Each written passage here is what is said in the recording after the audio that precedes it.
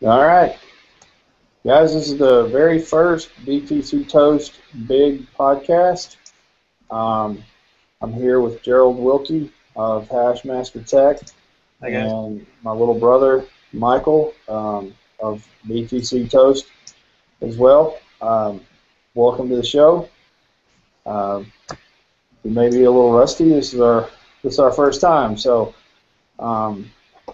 Gerald, why don't you tell us a little bit about yourself and what you've got going on in the last couple of days? I know you've been busy, so just pour it out there, man.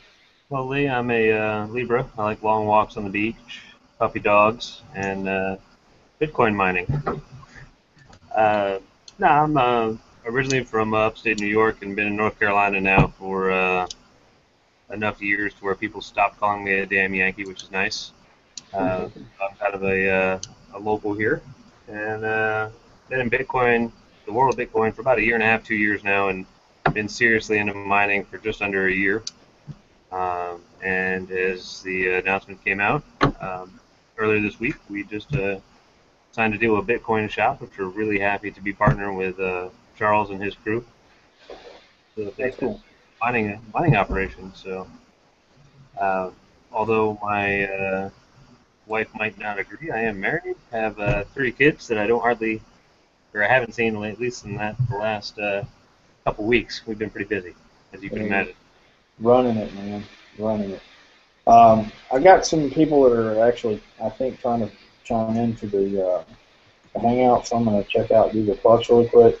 All right. Rodriguez and a few other guys in the big are trying to figure out how to get in here. So let me post that link one more time for those of you that are just joining this. I'm going to post it in the big main chat in big on Facebook. So give me like 2 seconds. You guys should be able to just click the link. I see my phone going off, and I want everybody to be able to join in and get as much out of this as possible. So just 2 seconds. Brandon, you can come in if you want to.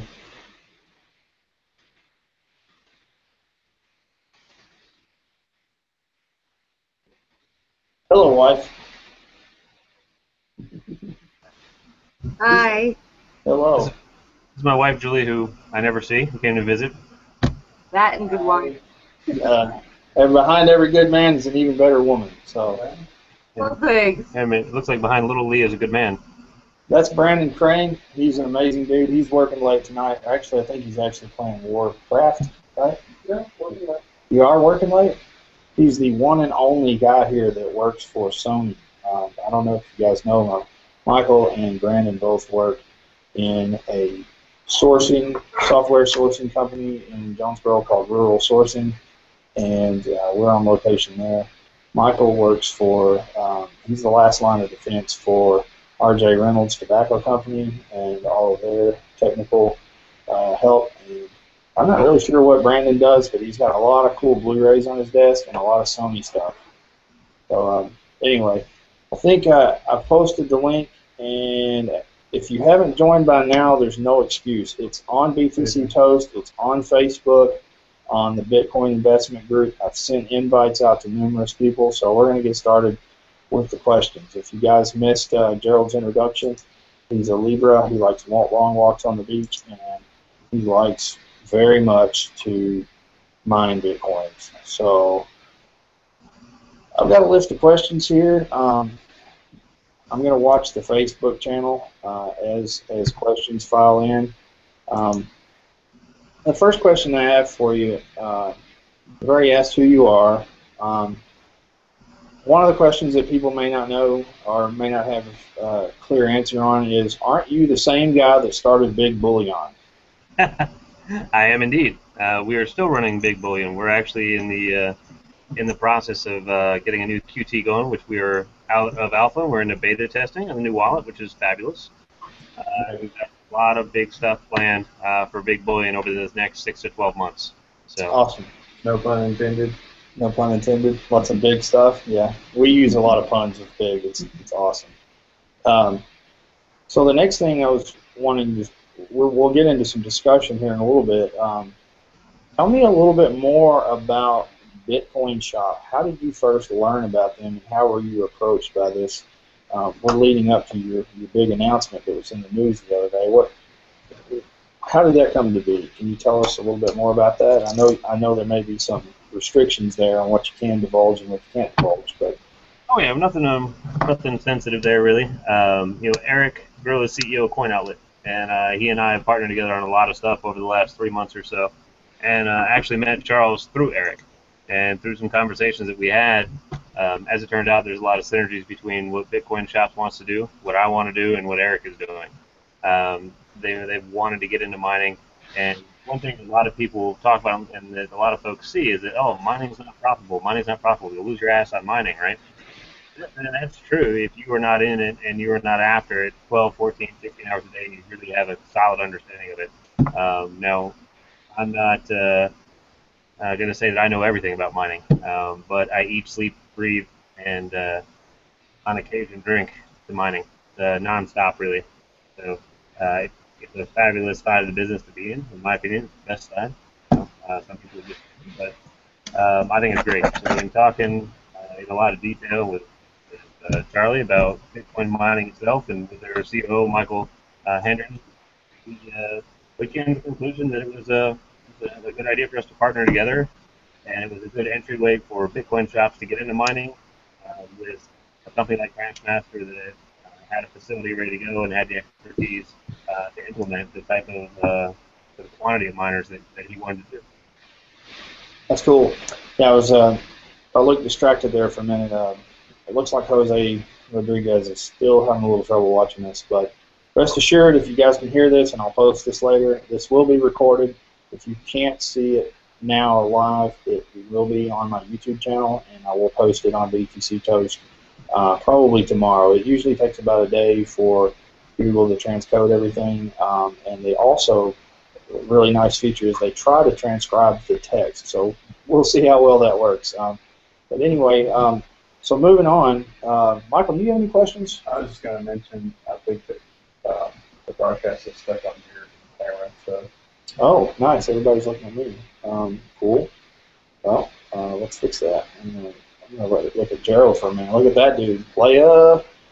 Yeah, I think it's great. Looking at the Quisenberry guys here. You guys really do resemble each other a lot, by the way. Well, we come by it honest. We're not twins, though. Everybody asks that, but we're not. I'm the older one. So we've kind of touched on this a little bit, but why is Bitcoin important to you? Like, just in general, not just mining. I mean, we all obviously like Bitcoin. We like cryptocurrencies, but why is it important to you? I read a long time ago that the geeks shall inherit the earth. Just to go on with your idea of puns, and I think Bitcoin's part of that.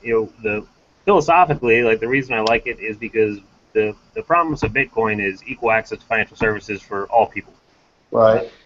Wiping out the middleman, who has, for lack of better words, bent people over the barrel for years and years and years and years, just making a tremendous amount of money on everyone on Earth. In the first world and most of the second world cities and countries.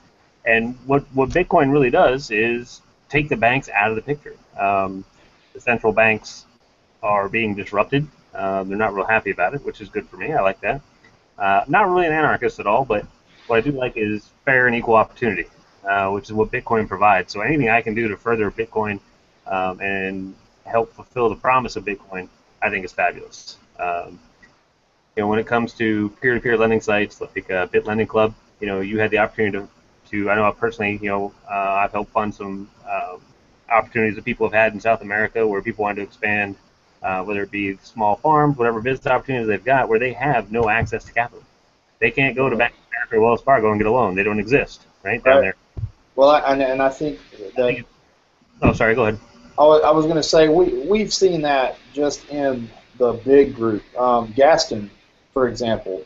I mean, man, he's fought tooth and nail to prove to us who he is and what he's using his funds for, and it's because he doesn't have any other way of getting capital for his investments or for his businesses and stuff. And we were a little hard on him at first when he first joined the group, but I feel like now, you know, it's we more than pour our hearts out to those types of situations where they're in a second world or a second world economy and they need help. And I think that's a great thing about Bitcoin is I'm a Star Trek fan, so eventually money's going to completely go away, right? I mean, like, nothing's going to have value. We're going to live in this awesome utopia.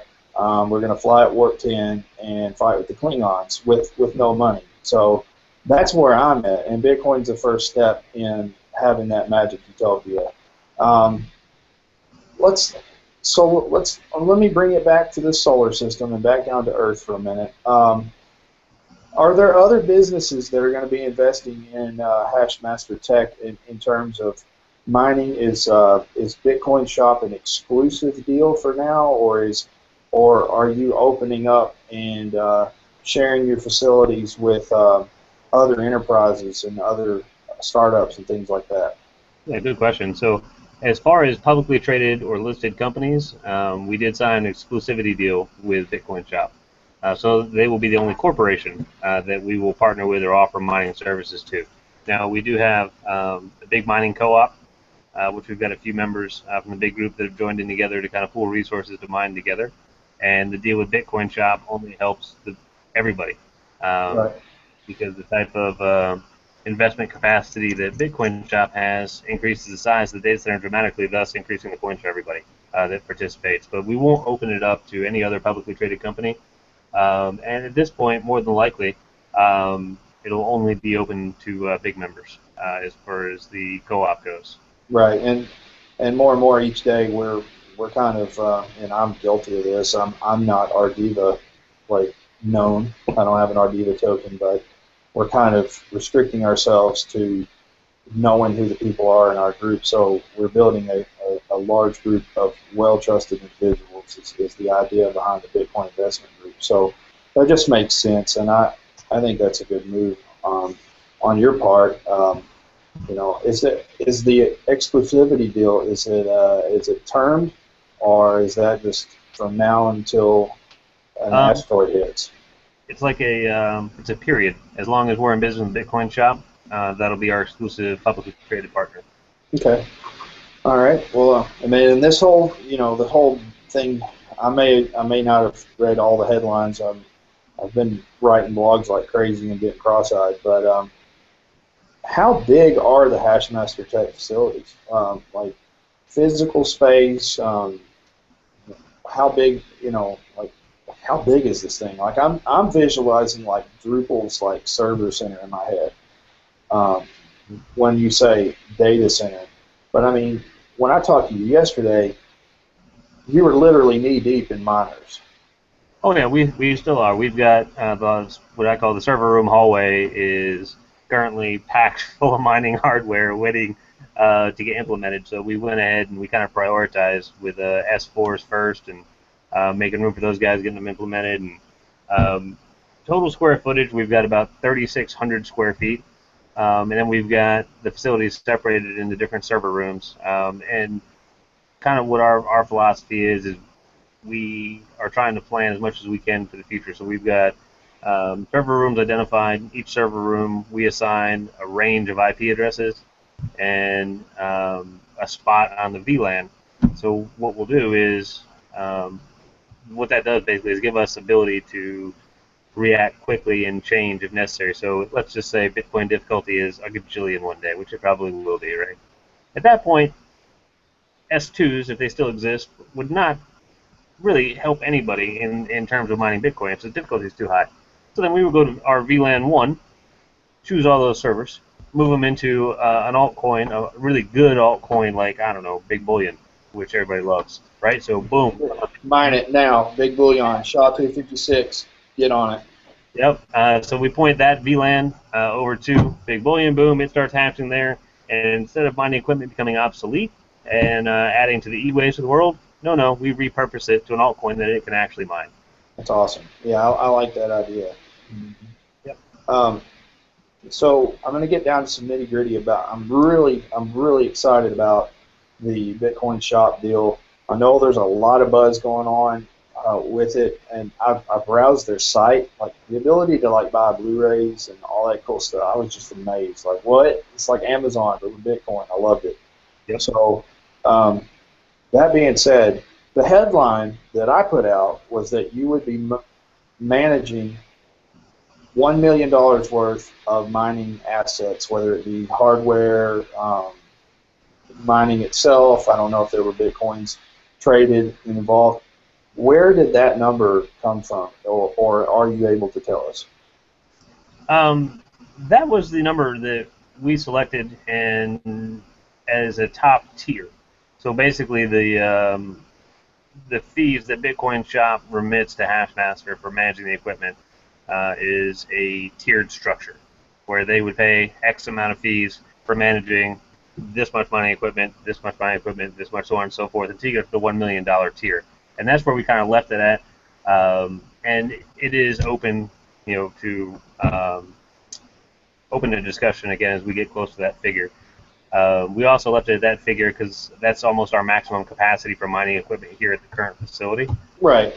And we also left it open to where we're eyeballing a couple different real estate options here locally in Burlington.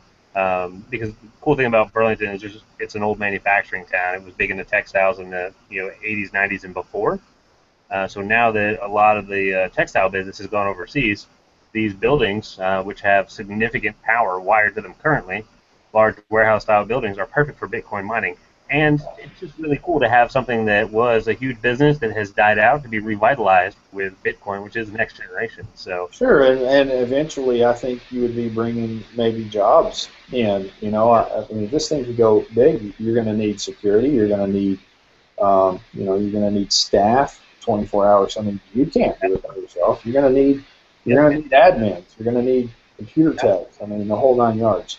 Right, and just as a shameless plug, not that the North Carolina Commission of Banking or the North Carolina Legislature would be listening. Hopefully they are, but they're probably not. We would love for the regulators to go to their stance that they had at the beginning of this year, which was very Bitcoin friendly, instead of the current stance, which is middle of the road to Bitcoin aggressive, where they are trying to throw Bitcoin businesses under money regulation or money transmitter laws, which is absolutely wrong, as we all know. But they haven't figured that out yet, so hopefully they will get on board with the rest of the world. Speaking of, you mentioned the facilities there being able to handle a lot of electricity, the volume with the warehouses, the sheer amount of space in mass that those miners take up. Excuse me, how many miners did you guys get yesterday? Like, what are you currently building right now? Like, total amount of miners from Wednesday afternoon till the end of this weekend. Like, how much stuff are you putting up in terahash, in weight? I don't care. I want to know, like, what's the big ass number here that we're dealing with? UPS pulled up and he had this look of terror on his face. He had 2 pallets of these Bitcoin miners, and they're like, I don't know how much 14 kilograms is, because we work on the American standard over here. We're the only country left in the world that does it. I don't know why, but I haven't adopted either. So 14 kilograms apiece. We have 2 pallets of miners, which by the time we get done getting everything implemented and we actually get the new firmware from Bitmain to get everything 100%, we'll be over 100 terahash. 100 terahash. Yep. Can I have that?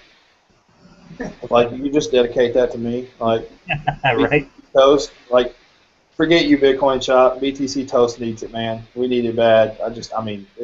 I won't spend it on anything but like booze and cars and which are all valid expenses. I think they should be able to be written off. Right? Yeah, writing that off totally. So that's cool. Wow, 100 terahash. So you're shooting for what? 175, 200 before the end of the year? By the end of the year, 250 is a very reasonable goal. We have the capacity here, and this is not based on improving equipment. This is just at current efficiency rates. We have the capacity here to do 1 petahash. Wow. I think I'm getting some questions in. I'm going to try to open up the floor to some of the other members here.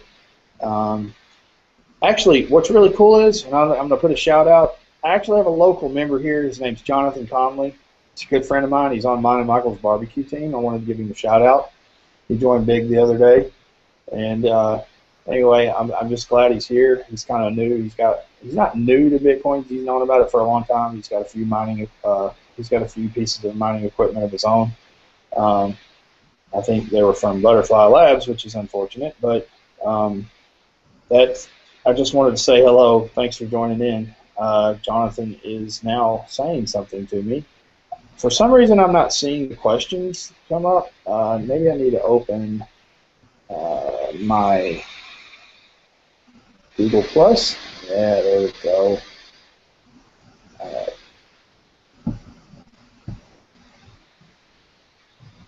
Let's see. I'm trying to find the questions that need to be answered. I know I'm seeing people chime in. I'm not real sure where those notifications are actually going, is the problem. Let's see here. Can you pull it up there, Michael, on the showcase and see if there's a Q&A?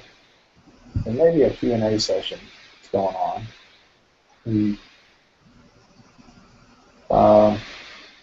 Bear with us. We're still learning the program.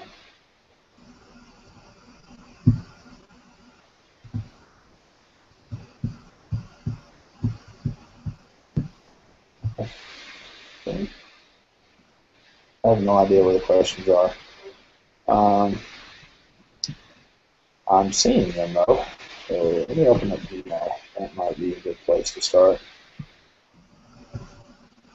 What we need here is a really good web programmer guy. That's what we need. Right. Oh, I think I'm getting some attention on Facebook now.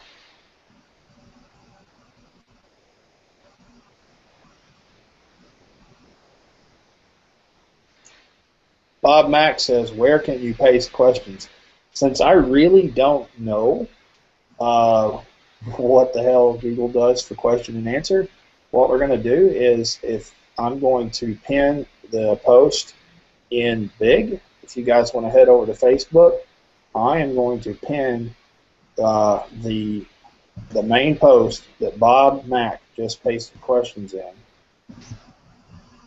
And I have pinned that to the top.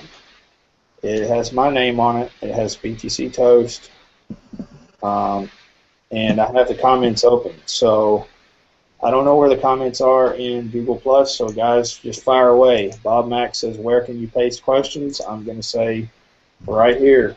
So if you can hear the broadcast and you see the Facebook post with the comments that say, where can you paste questions by Bob Mack, and then I say right here, fire away. I'm watching Facebook right now. I'll deliver them to Gerald as they come through. Hey, the miner guy, I think, found it on the toolbox thing over here. There's a little button that says Q&A. Oh, yeah? The toolbox, huh? All right. It or not, but it says Q&A. So I was like, maybe that's where the questions are. Oh, I see it now. There it is. Okay. Okay. You can do it either in Facebook or the Q&A. I'll monitor both. I've got Michael here helping me. He's going to monitor some of the questions in the Q&A. I'll monitor the Facebook, and you guys can just fire away. All right.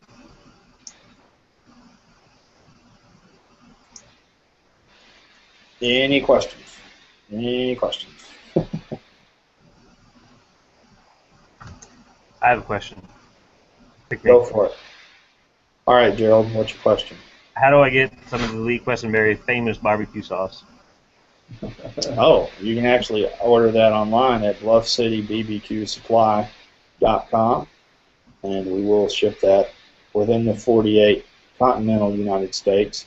We will give you a shipping quote if you're outside of the country. Unfortunately, you would have to deal with customs, and we would have to do that too. And it can be kind of costly, but yeah, we'll ship it anywhere, worldwide. You may have to come across some coin to get it to your favorite country. All right, Daniel Schuck says, I'm interested in your thoughts on mining pools. What are your thoughts on mining pools, Gerald? Mining pools are awesome because solo mining sucks. There you go. Now, on mining pools, So mining pools are one of the key pieces that a lot of people don't take into account when they're trying to figure out what their ROI is going to be on mining equipment, right? So people will go to Bitcoin Wisdom or Coin Wars or wherever and be like, here's my hash rate, what am I going to make? And that's like trying to figure out an algebraic equation without knowing any of the formulas, right? Without knowing what the pool hash rate is and then what percentage of the pool hash rate that you make up, right, or your data center makes up, you are losing money, right? So pool hash rate is critical. For example, let's say you have 1 terahash. You go to a website like CEX.io or GHash.io now, right? You're not going to make much money at all, and that's because they're the biggest, the most popular. That's where you hear a lot of people like, oh, you're never going to make any money. You're never going to make money. You're right. You're not. However, if you were to take that 1 terahash to a smaller pool, say a Slushes or a BTC Guild, you're actually going to see anywhere maybe from 20 to 35% more coin because that pool hash rate is much lower, so you make up a larger percentage. So pools are critical, and the calculations that you use to figure out what your ROI is going to be, the pool hash rate is absolutely critical. That's awesome. Good answer. So you would be in support of like Manhattan Mine, Don Centron's project. Like that's a good pool to be in because it's it's maybe not as huge as like CEX or GHash, but it's a lot of fun. I mean, do you think that independent mining pools are where it's at in comparison to the bigger ones? When it comes to altcoins, absolutely.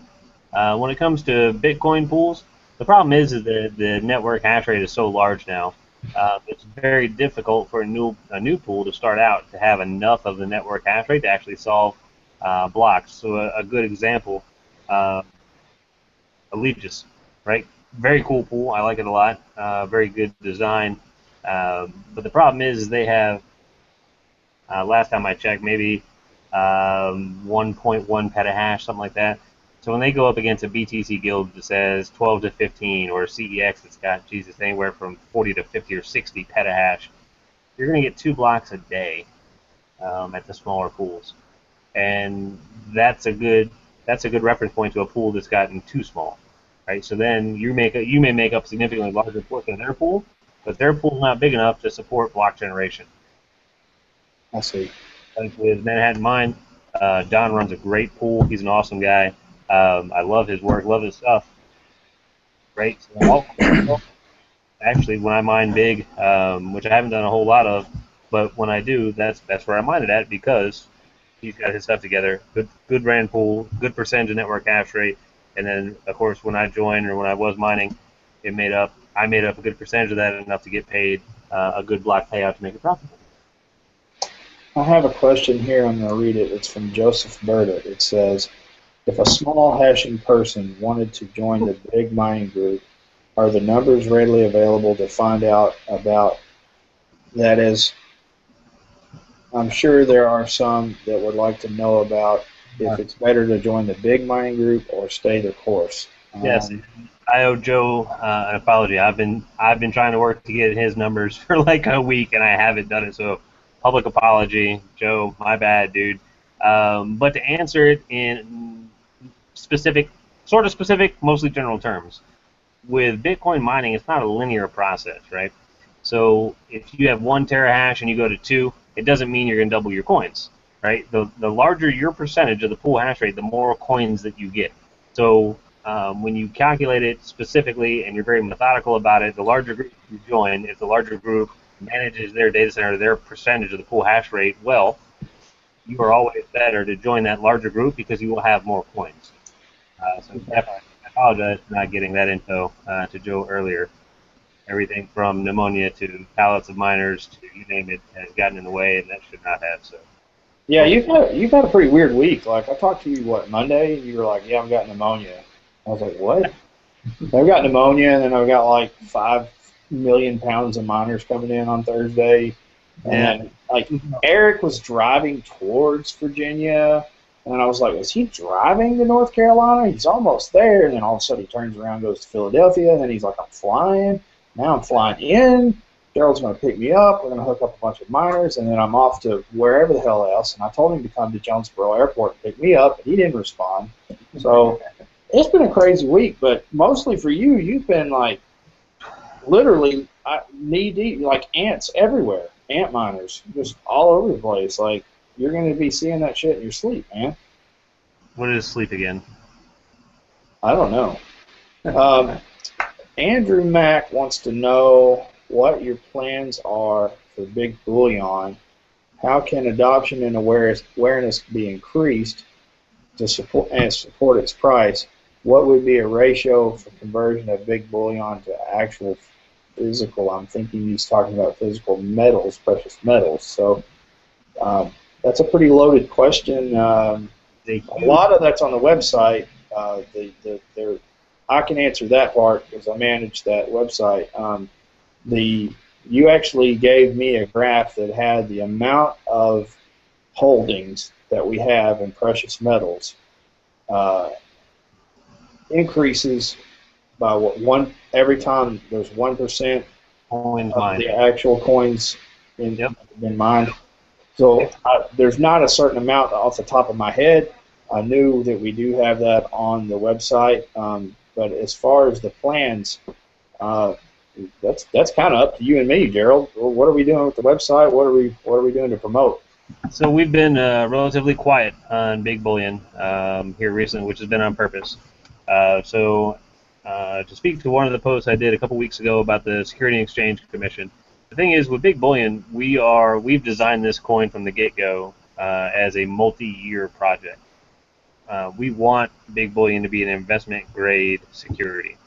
So we've been working with the Securities and Exchange Commission. We were dealing with their chief counsel, which was, David Jory. And what we got from David was approval on a no-action letter. And what that means is the SEC says, hey, it's not in our wheelhouse. You don't have to register with us. You're good to do whatever you want to do in its current form, which was cool. What they did refer us to is the CFTC, which is the Commodities Futures Trading Commission. And what they handle are derivatives and swaps on an investment security, basically, to a commodity, in this case a precious metal. So what we're waiting for is registration and confirmation from the CFTC, which we've not gotten yet. And that's why we haven't been very talkative. We haven't been promoting Big right now. It's still there. Nothing is wrong. Everything is hunky-dory. But what we're waiting on is to actually get physically registered with the CFTC, because in order to swap coin for investment, or in this case, physical metal for an investment product, we have to be registered with the CFTC. We've been diligently working on that. There's actually a derivatives meeting in D.C. on October 9th, which I will be at. If anybody wants to join me, it should be a riveting discussion on Bitcoin derivatives with the Commodities Futures Trading Commission. I hope they wake to it and then be able to lodge questions as I get the opportunity to. But that's where we're at with Big Bullion. We're making sure that we have a great legal stance. We will be the only registered, and as I know today, we are the only coin that is seeking registration and legality in regards to what we're doing. And once we get it, we will have a tremendous runway ahead of us for Big Bullion, and I can't be more specific than that, but just understand that once we get this approval and registration, we have huge, huge plans. Not big plans, but huge plans for Big. I have a... I don't know. Jonathan said something about when you close your eyes and hallucinate. I don't know. I do close my eyes and hallucinate some. Big Bullion, what you're saying is whoever the hell's on Bittrex trying to drive that shit down. Thank you, because I'm just buying opportunities, baby. Keep it up, brother, because me and Eric are going to crush your ass. I'm going to buy all of it. I'm going to buy all of it. I'm going to have, like, mountains of gold. Somewhere in North Carolina in some vault somewhere. It ain't going to be in Fort Knox, that's for sure. But I think now would be a good time for anybody that's listening or anybody that cares to go to Bittrex.com, get a wallet, and buy the shit out of some Big Bullion, because it doesn't cost very much now, and I'll be honest with you, I don't own any right now because I was paid in big bullion the other day, and I actually made a 200% profit whenever the news broke about the good news at the SEC, the speculation. At one time, it was at 1,100%, and nobody would buy mine. But I actually set a reserve, and I got a 200% increase out of it. But dude, that's great. Hey, it bought me 3 more hashlets on gold miners. So what I'm going to do is I'm going to put that out there. I know I didn't intend to talk a whole lot about big, but it's on everybody's mind. I think it really is a good idea to support the community for one. Support me. Gerald pays me to help him with this, and support Gerald because he has a family. So buy the shit out of some big bullion and mine the hell out of it. Mine the hell out of it, a Manhattan mine, whatever you need to do. But I'm going to get back to some questions. Or sell it and give me the opportunity to buy more. I'll take that too. Yeah, we'll keep it going. Y'all want to keep the price down for now? Let's keep it down, but keep some in reserve because eventually, when this long-term plan unfolds and this thing becomes legit, and we truly are the first cryptocurrency to be truly backed by precious metals, it's going to be huge. It's going to be huge.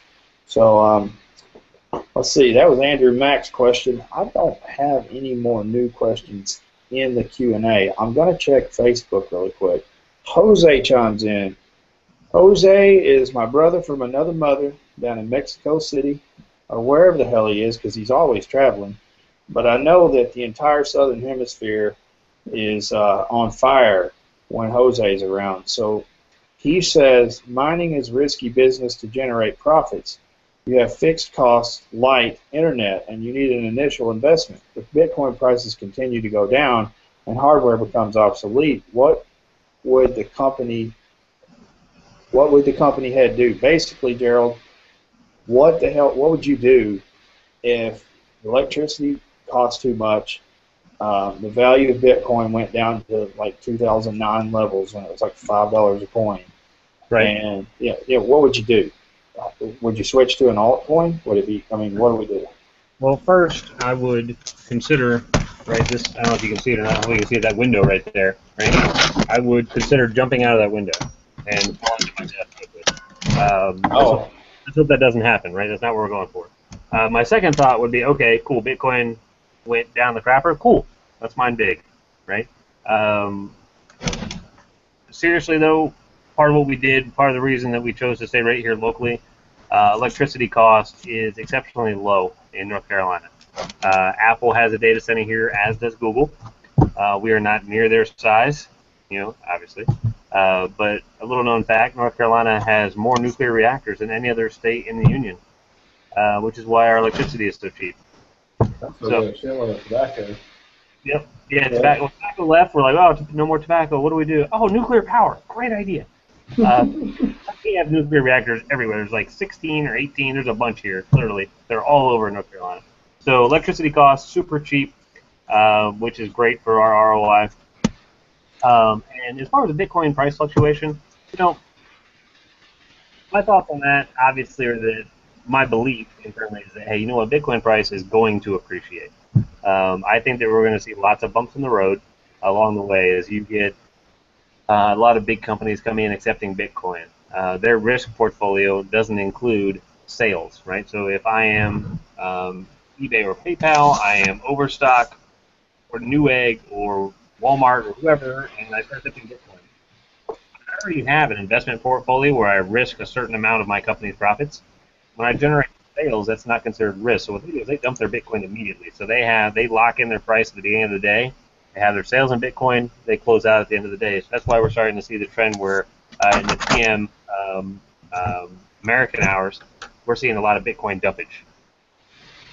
And the difference is that with Bitcoin, just like any security, like if you look at any stock, you see built-in structure with that stock, buying and selling. I used to be a broker, so I'm kind of into that stuff. But you see structure in a security exchange. So you have certain buy marks, certain sell marks. in a lot of different supports. You might have a million shares to buy at this price, a million shares to sell. And you'll have structure that just kind of stays and stays and stays.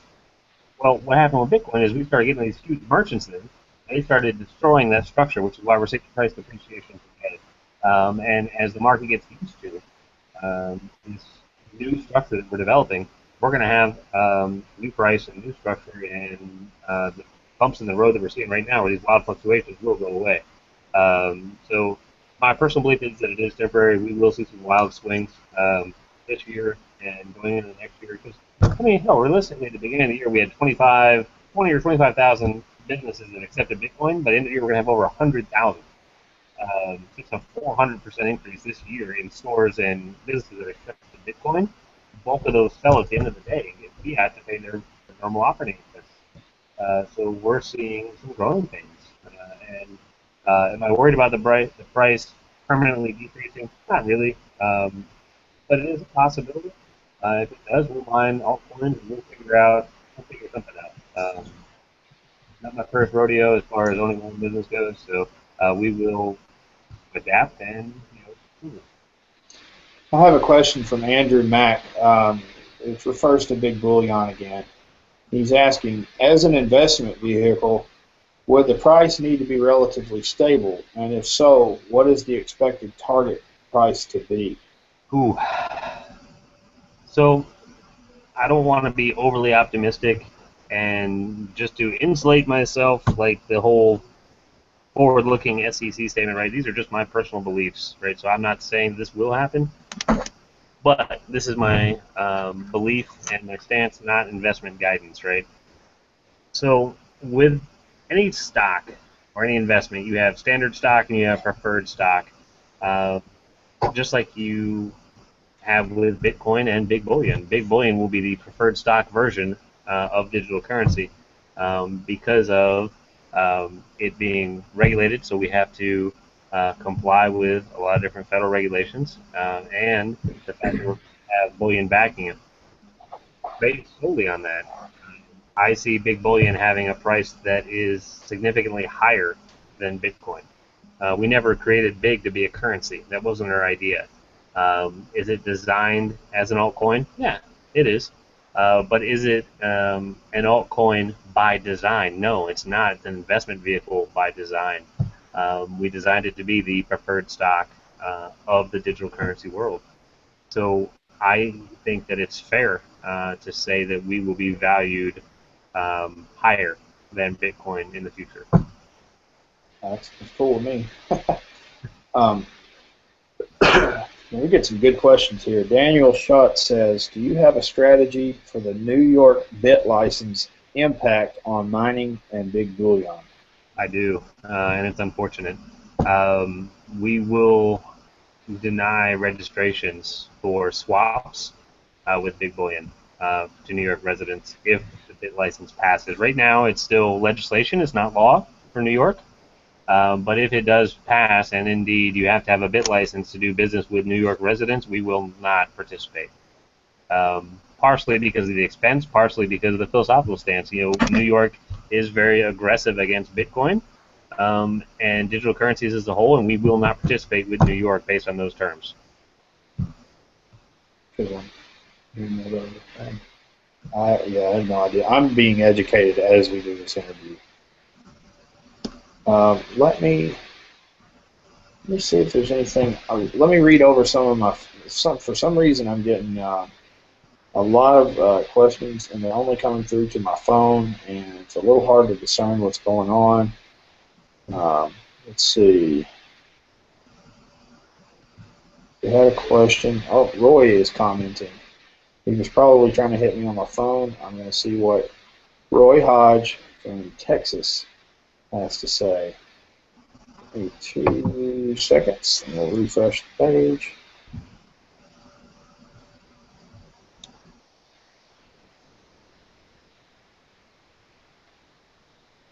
Let's see. HashMaster has also agreed to an exclusivity clause with Bitcoin Shop, such that the company will be the only public company for whom HashMaster mines. Okay, he's quoting you on the exclusivity that we spoke of. It says, does this mean HashMaster Tech is unable to publicly acknowledge that they are hosting gear for any other company? I believe you answered that earlier in the fact that if you're a corporation, you will not be hosting any of their mining equipment. If you're an enthusiast or a hobbyist or a personal miner, then you would be open to hosting. Is that am I assuming that correctly? Gerald, I think we lost you, buddy. Uh-oh, we lost Gerald. Crap.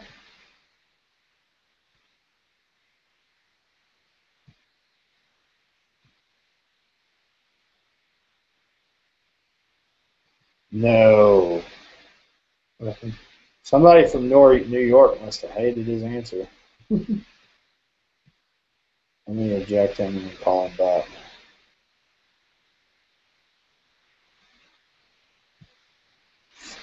I'm going to get Gerald on the phone, guys. Hold on one second.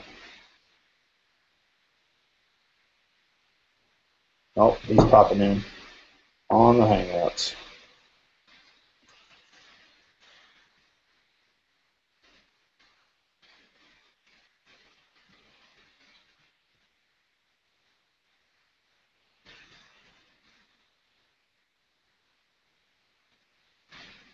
I just sent you an invite, Gerald, if you can hear this. Oh, let me send that to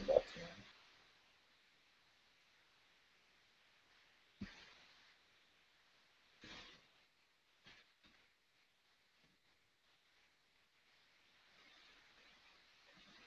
Sorry about that, guys. Having a little technical difficulty.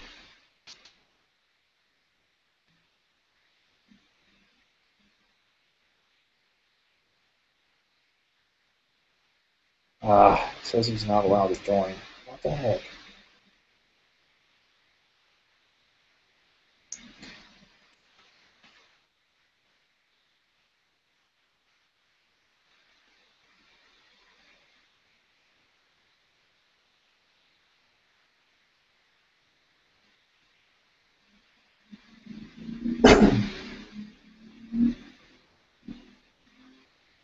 Sorry for the dead air, guys. We mysteriously lost Gerald. I'm pretty sure somebody in New York wasn't happy with his answer. Okay, I don't know what to do in this case. Gerald, I'm trying to get you back. Fellas, we're going to take a brief pause in the broadcast until I can get Gerald back. Just hang in there. We'll continue this thing.